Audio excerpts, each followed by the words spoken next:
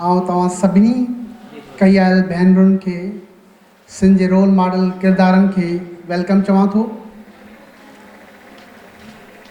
ऐं थोराईंदो आहियां जो हेॾी वॾी बरसाति जे माहौल में परे परे खां मेड़ खां उमेर बाब चांडियो, ख़ैरपुर खां शहनाज़ शेख, कराची खां उज़मा ताहिर अलमास बलोच ऐं अदी वॾेरी नाज़ू धारे जो समेत काज़ी अहमद खां अलाए किथां किथां असांजूं भेनरूं हिन प्रोग्राम में कही आयूं आहिनि ऐं उन्हनि जा थोरा आहिनि ऐं उन खां अदी तनवीर आरी जो सभु किरदार जेके आहिनि उहे हिते अची गॾु थिया आहिनि।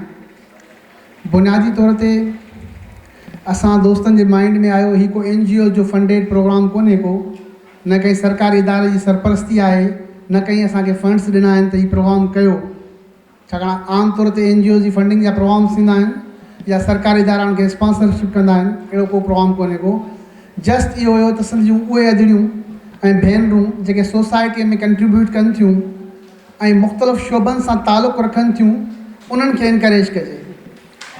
ऐं उन हवाले सां जॾहिं असीं नाला खयासीं त तमामु वॾा वॾा नाला पिया अचनि त फलाणी मैडम, फलाणी दानिश्वर, फलाणी प्रोफेसर खे अवॉर्ड ॾियो, फलाणे वॾे माण्हू खे अवॉर्ड ॾियो, फलाणी ख़ातून खे ॾियो। मूं चयो बाबा हिननि खे त 40 अवॉर्ड मिली चुका आहिनि। जेकी नओं नस्ल आहे, जेको नौजवान नओं तबिको आहे, उनजी उत्साह कजे, उनजी अॻिते पुठिभराई कजे। सिंध में घटि माण्हुनि खे ख़बर आहे त वॾेरी नाज़ू धारे जो बि आहे, जेका वॾेरनि जी फ़ैसिला करे थी, पर उनखे मञता कोन्हे का, छाकाणि औरत आहे।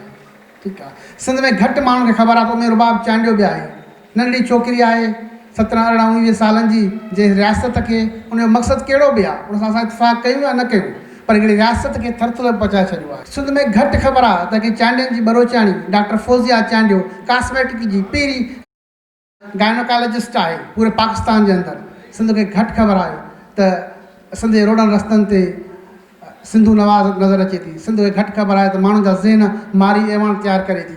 सिंध खे घटि ख़बर आहे त अहिड़ा असां अलाए केतिरा किरदार आहिनि जेके मीडिया मुख़्तलिफ़ शोबनि सां तालुक़ु रखनि था, समाजी खेत्र सां तालुक़ु रखनि था, पर उन्हनि खे को बि उत्साह करण लाइ तयारु कोन्हे को। ठीकु आहे। उन हवाले सां असां सोचियोसीं त हिकिड़ी कोशिशि कजे, भले जुॾे मां ख़ानज़ादी कुपरी हिकिड़े ॻोठ में वञी स्कूल में ॿारनि खे परचाईंदी आहे त बि मुंहिंजो उनखे मुफ़्त में सर्विस करे थी, उनखे बि अवॉर्ड मिलणु घुरिजे। ठीकु आहे। त माना हिकिड़ा माण्हू जेके असांजी सोसाइटी में कमु कनि था ऐं पंहिंजो रोल मॉडल तौर ते अॻिते वधनि पिया, उन्हनि खे एनकरेज कबो। जॾहिं सोसाइटी में असीं ॾिसूं पिया त असां वटि रोल मॉडल तमामु घटि आहिनि। सियासत में ॾिसो बाबा कहिड़ो ईमानदार आहे, रोल मॉडल आहे, चवंदा अॻियां वॾा हुया, हाणोका कोन्हनि के।